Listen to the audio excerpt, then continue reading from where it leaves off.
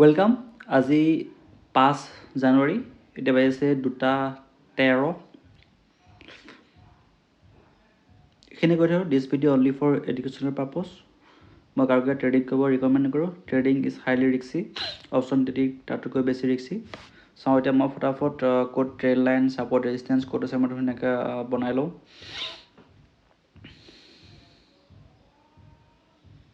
ভিডিঅ'সমূহ কেৱল এৱাৰনেছ পাৰ্পজৰ কাৰণে বনাইছোঁ। প্ৰথমতে শিকক, বুজক, তাৰপিছত ট্ৰেডিং কৰিব, ইকুইটি কৰিব, ইনভেষ্ট কৰিব। অপশ্যন ট্ৰেডিঙত ফটককৈ নাহিব। অপশ্যন ট্ৰেডিং হাইলি ৰিক্সি হয়। এইটো ওপৰত যেতিয়া ট্ৰেণ্ড লাইনডাল বাৰে বাৰে ক্ৰছ কৰি আছে, টাচ কৰি আছে, ওপৰত ছাপৰ্ট ব্ৰেক কৰি পেলাই গুচি আহিছিলে ট্ৰেণ্ড লাইনডাল। চাওঁ বাৰে বাৰে এইখিনিত ৰেজিষ্টেঞ্চ লৈ আছে। চাওঁ কি হয়, মই ক'ত কি ল'ব পাৰোঁ চাওঁ। এতিয়া তলতো ছাপৰ্ট, তলৰ ট্ৰেণ্ড লাইনডালো ছাপৰ্ট ৰেজিষ্টেঞ্চ লৈ আছিলে। ৰেজিষ্টেঞ্চ লৈ এইটো ছাপৰ্ট ল'লে। ছাপৰ্টটো ব্ৰেক কৰিলে আকৌ ওপৰলৈ পুল বেক লৈছে বুলি ভাবিছোঁ, গতিকে মই এইখিনিতে পুট ল'ম। ৰেড কেণ্ডেল বনাৰ লগে লগে 5 পইণ্ট এইটো মই পুটটো ল'ম। 17,950 ইন দ্য মানি। আজি এক্সপায়াৰী।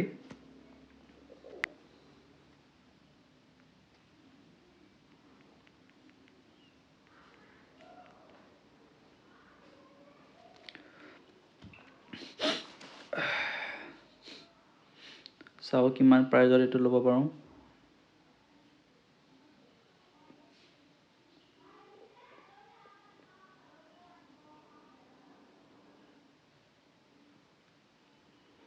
এইখিনিতে আপোনাক কৈ থওঁ, আপোনাক কেতিয়া ফটককৈ অপশ্যন ট্ৰেডিঙত চাপ নামাৰিব। অপশ্যন ট্ৰেডিং বহুত ৰিক্সি হয়। কেপিটেল জিৰ' হৈ যাব যদি আপুনি ইম'চনেল কণ্ট্ৰল কৰিব নোৱাৰে। এইটো মোৰ 42ত এইটো বাই হৈ গৈছে 100 কোৱান্টিটি 17,950। মই নিফটি অপশ্যন বাই হয়। এইটোত 5 পইণ্ট থাকিব এছ এল। ফটাফট এছ এল লগাই লওঁ। উইদাউট এছ এল কেতিয়াও কাম কৰিব নালাগে। মই 5 পইণ্ট এছ এল দিম আৰু 10 পইণ্ট টাৰ্গেট। চাওঁ পাওঁ নে নাপাওঁ। দেখিছেনে, এইটো এতিয়া বৰ্তমান প্ৰফিটেই হৈ আছে। 500, 600 এনেকৈ প্ৰফিট দেখুৱাই আছে। ওপৰ পুল বেক লৈ তললৈ অহা নিচিনা লাগিছে, গতিকে মই এইখিনিত এইটো লৈ পেলাই লৈছোঁ।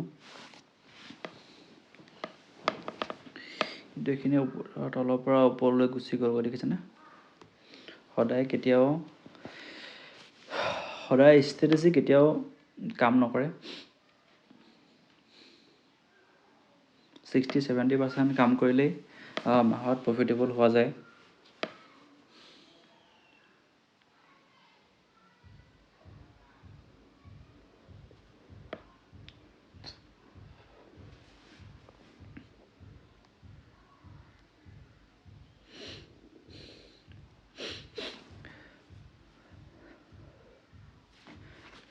ট্ৰেডিং কৰা মূল মন্ত্ৰ হ'ল এইকেইটাই: money management, emotion control, one lot লৈ পেলাই কাম কৰিব, কেতিয়াও ৰিগ্ৰেট নহ'ব, ফ্ৰাষ্ট্ৰেট নহ'ব, ৰেভেঞ্চ ট্ৰেডিং নকৰিব, অভাৰ ট্ৰেডিং নকৰিব।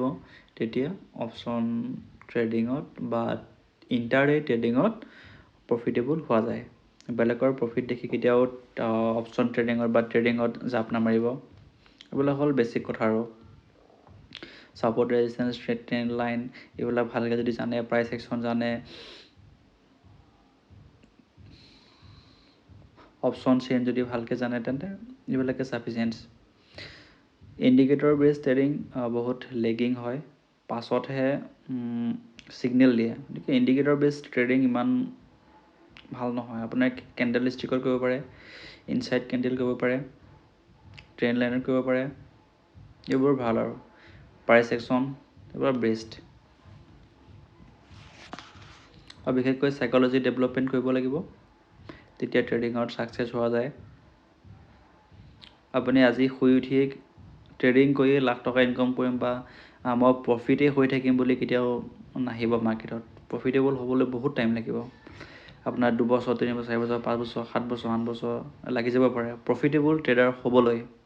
আপুনি আজিয়ে উঠি আহিছে, আজিয়ে মই প্ৰফিটেবল হ'ব পাৰিম, সেইটো কেতিয়া সম্ভৱেই নহয়। এইটো মোৰ টাৰ্গেট থাকিব 53, এতিয়া 48 পালেগৈ, দেখিছেনে? এইটো চাওঁ কি হয়। ৰেচপেক্ট মাই লেভেল, টাৰ্গেটটো আহে নাই চাওঁ। মইতো 53 টাৰ্গেট লগাই দিছিলোঁ, কিন্তু চাওঁ তললৈ গুচি আহিলে দেখোন, আকৌ ওপৰলৈ যাব ধৰিছে।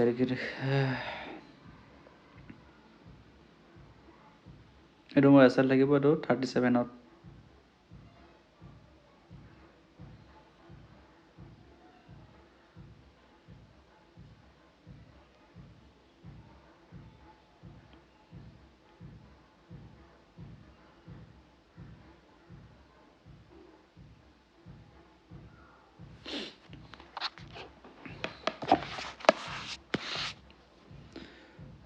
নহ'লেতো যদি ওপৰলৈ যায়গৈ, ওপৰলৈ গুচি গ'লে ওপৰৰ যিডাল ট্ৰেইন লাইন, সেইডাল যদি ক্ৰছ কৰে তেন্তে এটা বহুত স্পীড এটা মুভমেণ্ট পোৱা যাব। যদি সেইটো বাৰে বাৰে ৰেজিষ্টেঞ্চ ফেচ কৰি আছে, যদি সেইটো ব্ৰেক কৰি দিয়ে, নহ'লে ব্ৰেক নকৰিলে তললৈ আকৌ ধামকৈ পৰি যাব। হয়তো তললৈ ধামকৈ পৰি যাব, নহ'লে ওপৰলৈ স্পীডত যাবগৈ।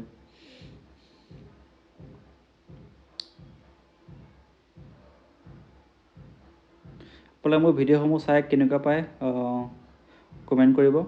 ভাল পালে লাইক শ্বেয়াৰ কমেণ্ট কৰিব, আৰু চেনেলটো ছাবস্ক্ৰাইব কৰি দিব, যে আমি অসমত কেনেকৈ এটা কমিউনিটি বনাব পাৰোঁ শ্বেয়াৰ মাৰ্কেটত। যিহেতু বহুত ট্ৰেডাৰ নতুনকৈ আহিয়ে অপশ্যন ট্ৰেডিঙত জাপ মাৰে, সেইটো কেতিয়াও হ'ব নালাগে।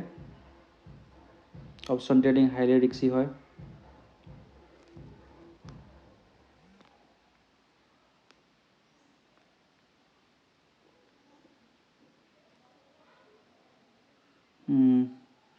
এইটো মই এটা প্ৰথমটো এছ এল গ'ল, দেখিছেনে? এছ এল গুচি গ'ল। মই এইটো এতিয়া ট্ৰেইন লাইনটো ক্ৰছ কৰি পুল বেক লৈ হয়তো তললৈ আহিব পাৰে, নহ'লে ওপৰৰ যিডাল ট্ৰেইন লাইন, সেইডাল ট্ৰেইন লাইন ক্ৰছ কৰি ওপৰলৈ স্পীডত যাব পাৰে। গতিকে এইটো এটা মই ৰেড কেণ্ডেল বনোৱাৰ নিচিনা পাইছোঁ, গতিকে এইখিনিত আৰু এটা মই পুট ছাইডতে লৈ ল'ম ছেকেণ্ড ট্ৰেডটো।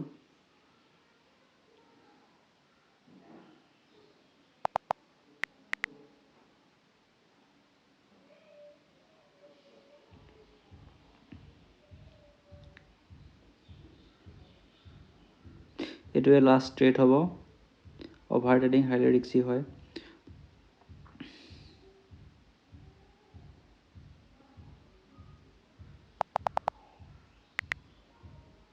এইটো এছ এল ফটাফট লগাই দিওঁ। উইদাউট এছ এলটো কেতিয়াও কাম কৰিব নালাগে। এইটো মোৰ মতে এইটো আহিব পাৰে ডাউন ট্ৰেইনত।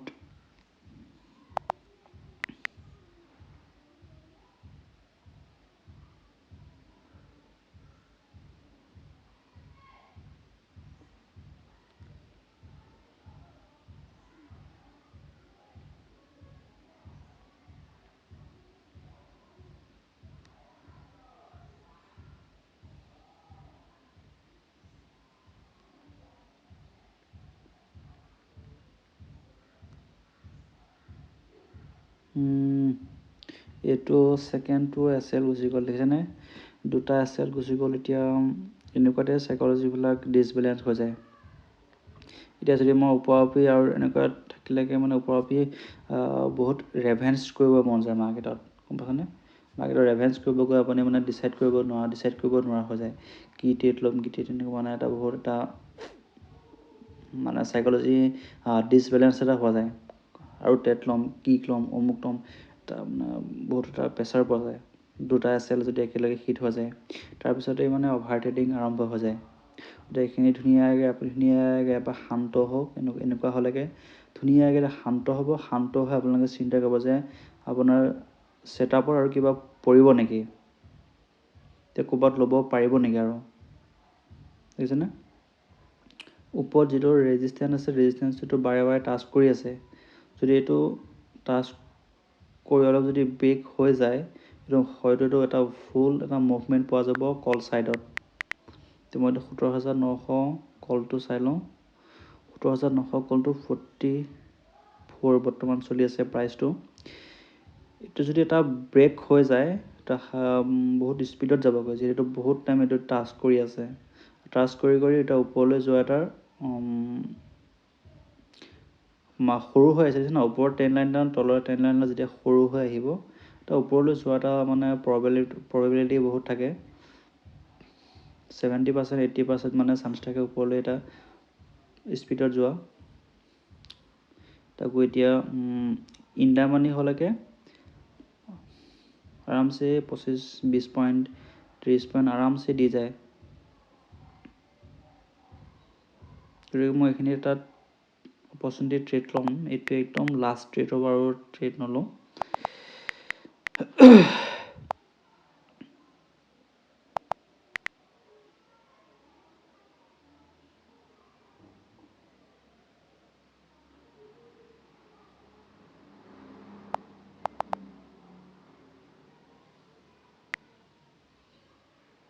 $42 লগাই দিম লিমিট।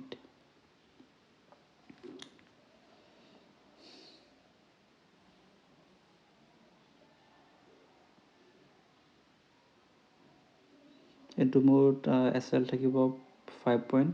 যদি এইটো ব্ৰেক হৈ যায়, ব্ৰেক হৈ গ'লে মোৰ টাৰ্গেট 20, 21, 22 মান থাকিব। মানে মই দুটা SL গ'ল 5 পইণ্ট 5 পইণ্টকৈ, আৰু এইটো 5 পইণ্ট দিম, আৰু মোৰতো টাৰ্গেট থাকিব 21, 22 পইণ্ট মান।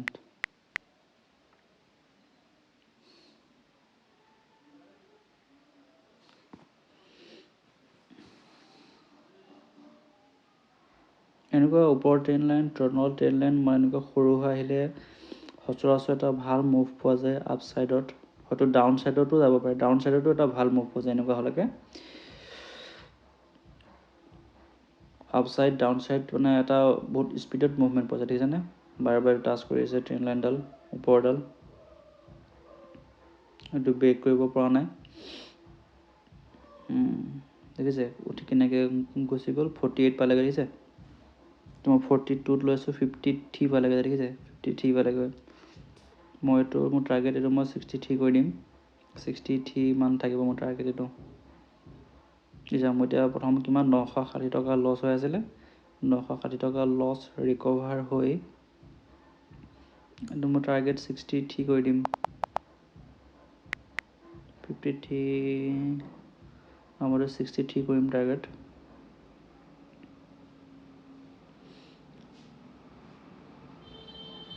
চাই আছোঁ যদি এইটো এনেকুৱা স্পীডত গ'লে এটা ভাল মুভমেণ্ট পোৱা যায়।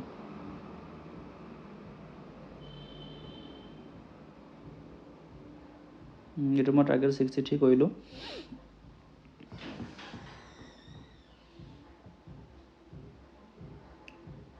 হৈ যায় কিমান স্পীডত গুচি গ'ল।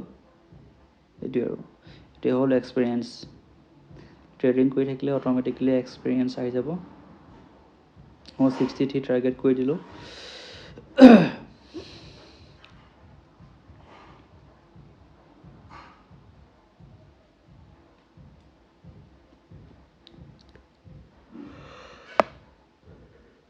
ঐ 900 টকা লছ হৈ আছিলে, 63 টাৰ্গেট 900 টকা লছ হৈ আছিলে, 900 টকা লছ ৰিকভাৰ হৈ এতিয়া 600-700 মান প্ৰফিট দেখুৱাই আছে।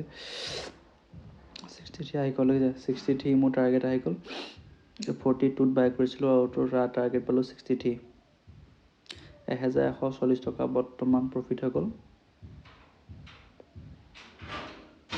দেখিছেনে এইখিনি কিমান বাৰে বাৰে টাচ কৰি আছিলে, এডোখৰ ব্ৰেক হোৱাৰ লগে লগে ট্ৰেইন লাইনডাল ওপৰলৈ কেনেকৈ গুচি গ'ল, দেখিছে? তলৰ ট্ৰেইন লাইনডাল ওপৰৰ ট্ৰেইন লাইনডাল এনেকুৱা চমু চাপি আহিলে মানে হয়তো আপ ছাইডত এটা বহুত মুভমেণ্ট যাব পাৰে, হয়তো ডাউন ছাইডতো বহুত মুভমেণ্ট যাব পাৰে। কিন্তু এতিয়া মাৰ্কেট যিহেতু অলপ ৰিকভাৰী দেখুৱাই আছে, গতিকে মই আপ ট্ৰেডটো ল'লোঁ। সেইটোৱে আৰু যদি আপুনি সদায় যদি মাৰ্কেটত ৱাটচ কৰি থাকে, মাৰ্কেটত যদি চাই থাকে, তেতিয়াহ'লে এনেকুৱা প্ৰফিটেবল হ'ব পৰা যায়। ওপৰলৈ কেনেকৈ গুচি গ'ল 63, ইয়াত 1140 টকা প্ৰফিট হৈ গ'ল। মানে মোৰ এইটো ট্ৰেডত যিটো ছেকেণ্ড ট্ৰেডটোত মই 30টোত মই 21 পইণ্ট পাই গ'লোঁ। 42ত কিনিছিলোঁ, 42ত কিনিছিলোঁ কিনে 63ত চেল কৰি মানে 21 পইণ্ট 20 পইণ্ট 21 পইণ্ট 21 পইণ্ট। গতিকে মই আৰু ট্ৰেড নকৰোঁ, যিমানেই ভাল ট্ৰেড নহওক। যিটো মই আজি দিনটোৰ যিটো টাৰ্গেট আহি গ'ল 67লৈকে এইটো গৈছে। এতিয়া লাগিলে 100 যাওক 200 যাওক কোনো কথা নাই, মোৰ টাৰ্গেটটো আহি গ'ল। গতিকে সেইটোৱে, গতিকে আপুনি SL দিলে সৰু সৰু SL দিব লাগিব, টাৰ্গেট ল'লেগে অলপ যদি ডাঙৰ টাৰ্গেট বা 1:2 1:10 এনেকৈ যদি আপুনি আপোনাৰ ট্ৰেণ্ডৰ মতে যদি আপোনাৰ ছেটআপৰ মতে যিমানটো টাৰ্গেট পায় সেইটো কেপচাৰ কৰিবলৈ যত্ন কৰিলে ভাল আৰু। গতিকে SL সৰু দিব, টাৰ্গেট বেছি ৰাখিলে ভাল। সেইটো চাব লাগিব যে আপোনাৰ সেইটো ছেটআপত মানে সেইটো টাৰ্গেট আহেনে নাহে। ঠিক আছে, গতিকে আজি 1140 টকা প্ৰফিটেবল হৈ আছে। ঠিক আছে, তো থেংক ইউ। আজিলৈ এৰিছোঁ, পিছৰ ভিডিঅ'ত লগ পোৱাৰ আশাৰে বাই।